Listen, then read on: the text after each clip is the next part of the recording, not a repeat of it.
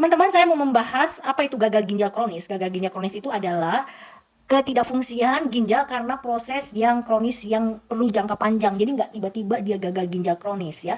Tapi gejala gagal ginjal kronis itu tiba-tiba datangnya.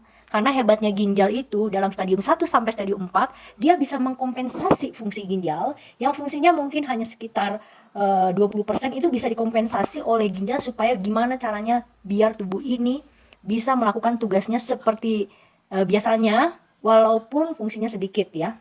Seperti ibaratnya gini ya teman-teman, misalnya ada kerja rodi ya, misalnya bermatian lah pekerjanya ya. Tapi karena pekerjanya itu strong, kuat, dia mampu menyelesaikan tugasnya dengan baik walaupun jumlahnya sangat sedikit. Itulah hebatnya ginjal. Jadi teman-teman jangan heran bila orang yang menderita gagal ginjal kronis itu tiba-tiba sudah stadium 5. Yang pernah saya share sebelumnya, jadi ada keluarga yang tidak percaya bahwa dia mengalami gagal ginjal. Padahal LFG-nya itu sudah 15. Jadi teman-teman, seperti itulah gambarannya ya. Jadi kalau misalnya fungsi ginjalnya ya, LFG-nya itu 15, enggak tiba-tiba mengalami sesak, enggak.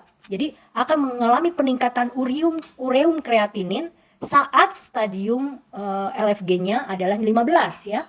Lalu lama-kelamaan ureum kreatininnya itu akan menumpuk. Nah, mulailah setelah ureum kreatininnya itu sangat tinggi, barulah timbul adanya gejala seperti sesak nafas ya, mual, muntah dan sebagainya.